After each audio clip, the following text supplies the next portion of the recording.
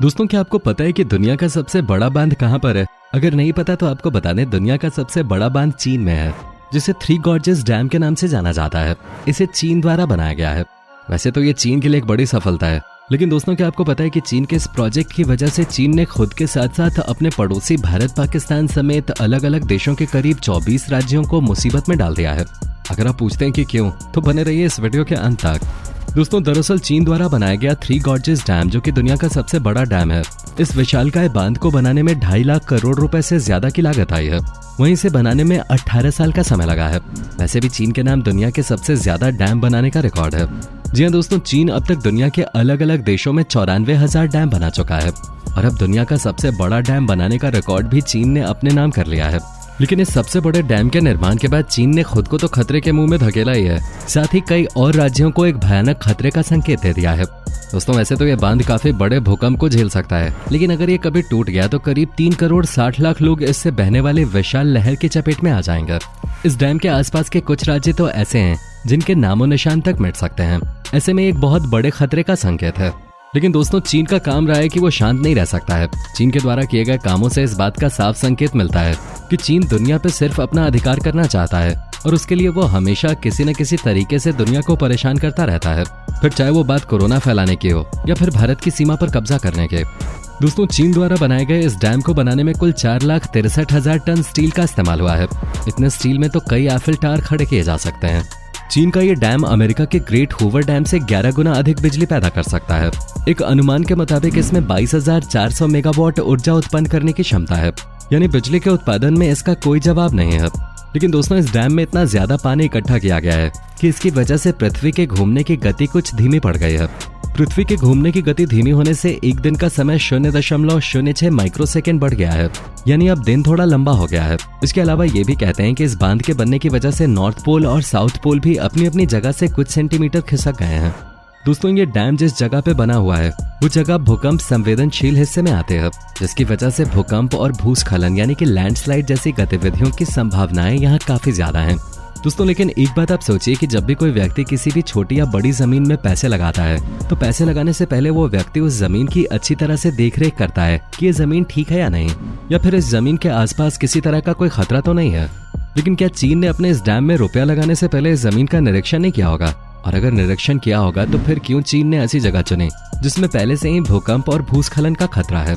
या फिर ये भी हो सकता है कि चीन कोई बड़ी साजिश कर रहा हो, क्योंकि चीन ऐसा देश है जो कब क्या कर दे कोई भरोसा नहीं है।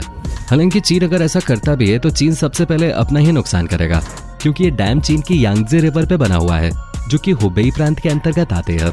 दोस्तों, सन 2020 में ही इस डैम पे खतरा मंडराने लगा था, जब चीन में लगातार पानी बरसने से इस डैम का जलस्तर बढ़ गया था, जिससे भारी बारिश की आशंका के चलते यांगजी नदी के तट पे बसने वाले शहरों के लिए नया अलर्ट भी जारी कर दिया गया था। चीन के पिछले रिकॉर्ड्स के अनुसार पहले के मुकाबले चीन में 12% बारिश ज्यादा हुए थे। उस समय इस बात का अनुमान लगाया गया था कि अगर बारिश का यही हाल रहा तो देश की अर्थव्यवस्था को 86.2 अरब युआन यानी करीब 90,000 करोड़ रुपए का नुकसान हो सकता है, क्योंकि जलस्तर 55,000 क्यूबिक मीटर प्रति सेकेंड की रफ्तार से बढ़ रहा था, जबकि इससे पहले चेतावनी 50,000 क्यूबिक मीटर की ही दी गई थी। जब जलस्तर चेतावनी से ज्यादा हो गया तो 29 जून को बांध प्रबंधन ने बाढ़ की आशंका में पहले ही पानी छोड़ दिया था और दावा किया था कि शहरों में आ रही बाढ़ बांध की वजह से नहीं, बल्कि खराब जल निकासी व्यवस्था की वजह से है, जिससे चीन के कुछ शहर अस्त व्यस्त हो गए थे।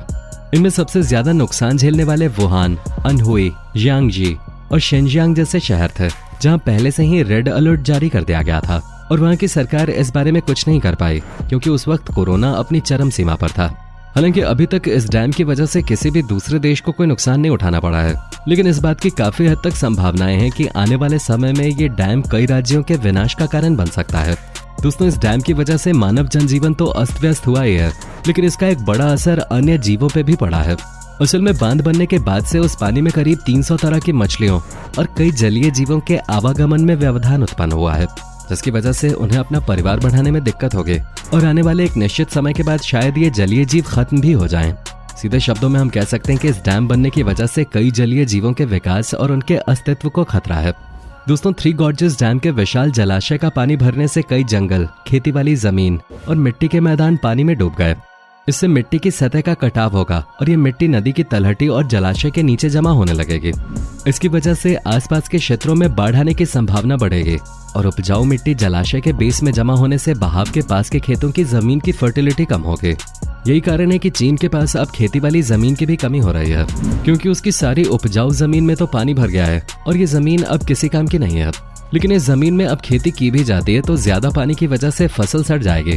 दोस्तों, अब ये डैम भारत के लिए एक बड़ा चिंता का विषय बन सकता है, क्योंकि ऐसा हो सकता है कि इस डैम के बन जाने से ब्रह्मपुत्र नदी का जलस्तर काफी हद तक नीचे गिर जाए, जिससे इसमें नमक की मात्रा बढ़ जाएगी। 2015 से इस डैम में कुछ बड़ी नावों ने काम करना भी शुरू कर दिया है। दोस्तों, इस डैम में हाइड्रो पावर टर्बो जनरेटर लगे हुए हैं, जिसकी मदद से इस डैम से बिजली का उत्पादन किया जाता है। चीन के ऑफिशियल स्टेटमेंट के मुताबिक ये डैम उन्होंने सिर्फ और सिर्फ बिजली उत्पादन के लिए बनाया था, लेकिन एनवायरनमेंट एक्सपर्ट्स के मुताबिक ये डैम नदियों के रास्ते को परिवर्तित करने के लिए बनाया गया है, जिससे नदियों के रास्तों को कंट्रोल किया जा सके। और इन्हीं एक्सपर्ट्स के मुताबिक इस डैम की वजह से इसके आसपास के लाखों लोग पलायन कर चुके हैं और न जाने कितने ही लोग ऐसे हैं जो इस डैम के निर्माण के चलते लापता हो गए थे। हालांकि चीन ने इस बात का खंडन करते हुए कहा था कि ऐसा कुछ भी नहीं है। चीन की जनसंख्या भी तेजी से बढ़ती जा रही है और इस डैम के चलते पूरे कस्बे के कस्बे यहाँ से विस्थापित कर दिए गए थे। और वैसे भी पूरी पृथ्वी में पानी के अलावा कुछ भी नहीं है और वो भी ग्लेशियर के पिघलने की वजह से लगातार बढ़ता चला जा रहा है। और जिस हिसाब से ग्लेशियर पिघल रहे हैं, आने वाले समय में कहा जा सकता है कि समुद्र का जल स्तर भी बढ़ेगा और फिर दुनिया भर में विनाश मच जाएगा। ऐसा होने से फिर वो सब होगा जिसकी कल्पना कभी मानव ने सपने में भी नहीं की होगी। और दोस्तों, हम सबको पता है कि प्रकृति से छेड़छाड़ काफी महंगी पड़ती है। इसके कई उदाहरण आपने सुने ही होंगे। अगर नहीं सुने तो आपको इंटरनेट पे इसके कई उदाहरण मिल जाएंगे। अमेरिका के कुछ शोधकर्ताओं के मुताबिक समुद्र का जल स्तर तेजी से बढ़ रहा है और ये सब ग्लेशियर के पिघलने की वजह से हो रहा है। वैसे भी दुनिया में 75% सतह पानी की है, वहीं थोड़ी सी जगह में इंसान गुजर बसर कर रहा है।